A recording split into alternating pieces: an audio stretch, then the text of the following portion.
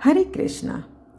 कभी कभी जीवन में मुश्किलें आती हैं, लेकिन भगवान कृष्ण ने हमें सिखाया है कि हर मुश्किल के पीछे एक अवसर छिपा होता है। जैसे कृष्ण ने अर्जुन को युद्ध के मैदान में नई ऊर्जा दी और उन्हें उनसे डर कर पार करने में मदद भी की, वैसे ही हमें भी अपनी समस्याओं को अवसर के रूप में देखना चाहिए।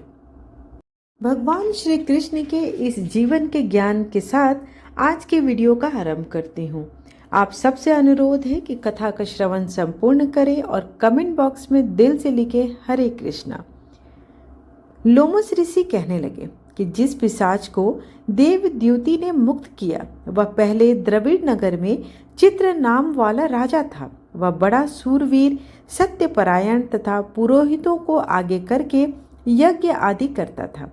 दक्षिण दिशा में उसका राज्य था और उसके कोष धन से हमेशा भरे हुए रहते थे। उसके पास बहुत से हाथी, घोड़े और रथ थे और वह अत्यंत शोभा को प्राप्त होता था। बहुत सी स्त्रियां के साथ क्रीड़ा करता था और अनेक यज्ञ उसने किए थे। वह नित्य अतिथियों की पूजा करता था, शास्त्र विद्या में निपुण था। ब्रह्मा, विष्णु, महेश तथा सूर्य की पूजा सदैव किया करता था।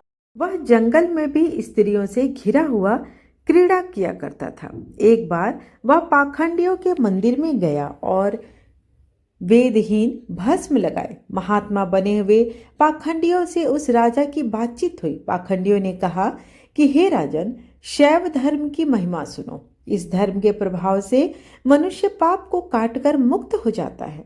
सब वर्णों में शैव मत ही मुक्ति देने वाला है। शिव की आज्ञा के बिना दान, यज्ञ और तपों से कुछ नहीं बनता। शिव का सेवक होकर भस्म धारण करो। जटा रखने से ही मनुष्य मुक्त हो सकता है। जटा धारण करने तथा भस्म लेपन से ही मनुष्य शिव के समान हो जाता है। इसके बराबर कोई अन्य पुण्य ही नहीं। जटा भस्म धारण किए हुए सभी योगी शिव के सदृश होते हैं। अंध, जड़, नपुंसक तथा मूर्ख सब जटा से ही पहचाने जाते हैं। शूद्र वर्ण के शैव भी पूजनीय हैं। विश्वामित्र क्षत्रिय होकर तप से ब्राह्मण हो गए।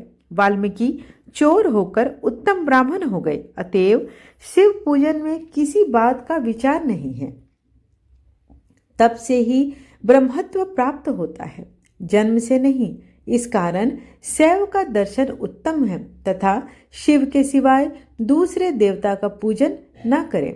शिव तपस्वी को विष्णु का त्याग करना चाहिए। विष्णु की मूर्ति का पूजन नहीं करना चाहिए। विष्णु के दर्शन से शिव का द्रोह उत्पन्न होता है और शिव के द्रोह से रोवार्दी नरक मिलते हैं। इसी से भव सागर से पार होने के लिए विष्णु का नाम भी नहीं लेना चाहिए। शिव भक्त निस्संक होकर जो शिव से प्रेम करता है वह कैलाश में वास करता है।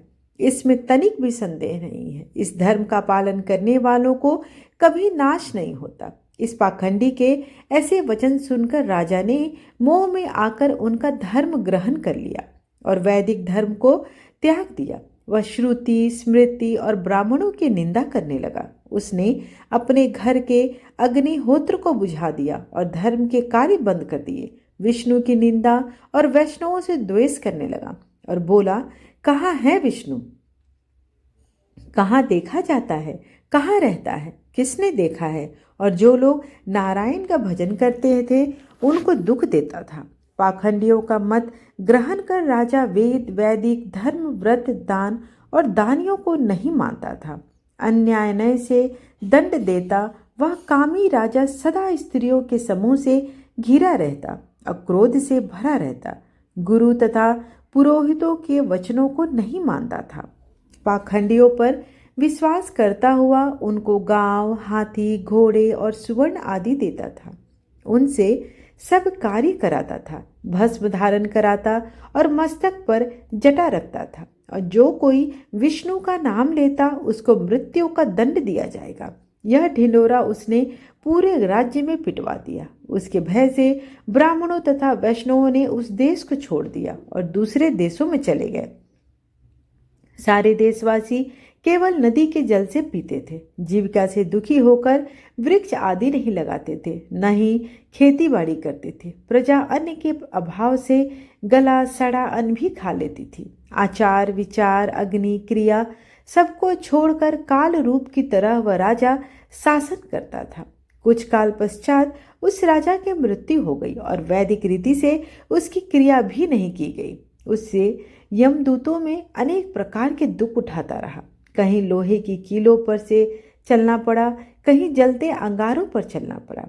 जहाँ सूर्य अति तीव्र था और ना कोई छाया का वृक्ष था, कहीं लोहे के डंडों से पीटा गया, कहीं बड़े बड़े दांतों वाले भेड़ियों और कुत्तों से कटाया गया। इस प्रकार दूसरे पापियों का हाहाकार सुनता हुआ वह राजा यमलोक को पहुंचा। इस प्रकार माघ मास महात्म कथा का 23वां अध्याय यहीं पर समाप्त हुआ। आशा करती हूँ कि आज की कथा आपको अच्छी लगी है।